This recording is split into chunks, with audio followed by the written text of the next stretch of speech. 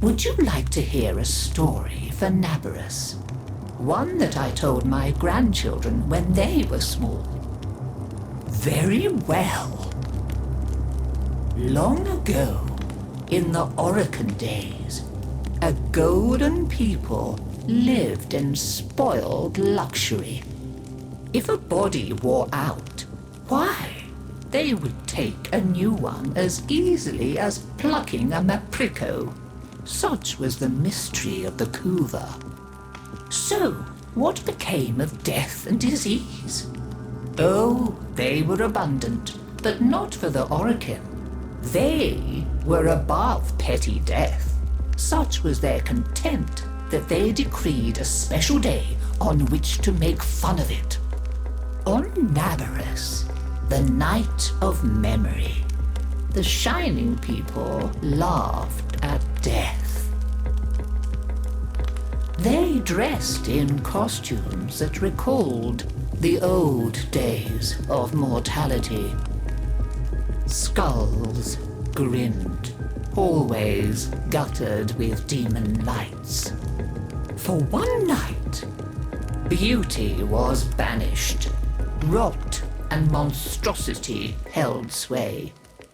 Now, on one very special Naberus, 3 pretty Orocan were bored, as Orocan so often were. Naberus no longer holds its magic for me, sighed one. Masks and costumes are for children, grumbled another.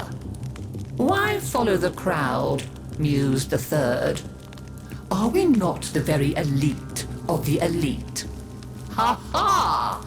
Up, my Kissingtons, my luscious loves. Send for blue couver and hot lights. I have a sport that will mend all.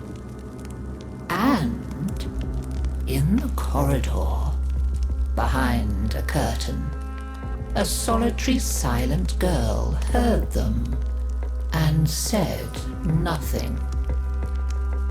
Then the 3 were very wicked. For what do you think they did? Down into the streets they went, and they caught 3 poor Austrians and bore them back to their gilded halls. One they peeled like a fruit and decked out with glassy splinters, and his naked jaws went chitter-chatter-snap. And it echoed all around. Scarlet footprints he left. Another's limbs they twisted and wrenched his neck, and made a bundle of him until he scuttled upsy-downsy like a horrid crab, with his sockets all empty and his stretched-out nose snuffling.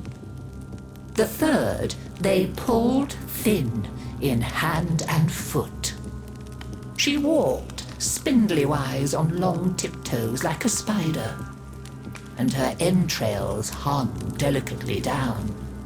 She whispered, split-tongued and hissing as she went. Fine costumes we've made, chortled the 3 Orocan. Let us now try them on and visit our friends. What shrieking there will be! Oh, our names will live forever in the court for such a prank as this. Now, the silent girl brought them their blue couver, so they could take on these twisted bodies for only a short time before returning to their own. They drank and slept and woke in their 3 horrid forms. Off they went down the stairs, out the door, into the city, into the night of banners and masks and wild hilarity.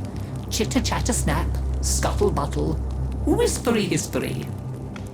As you can imagine, there were many screams and laughs. Such cleverness, such wit. But in a high room of the tower, the silent girl looked at the faces of the 3 sleeping Orocan. she went and opened a little ivory door that she was not supposed to know about, and drew forth a flask that she would have been glassed for even looking at. A flask of crimson kuva, the scarlet seal upon continuity, permanent. And she tipped it down 3 cruel throats. With a little laugh, she went skating away, never to return. There were many screams that Naberus night, but when the sun came up, none screamed so loud as the 3 who found that they were trapped in the hideous bodies they themselves had fashioned forever and ever.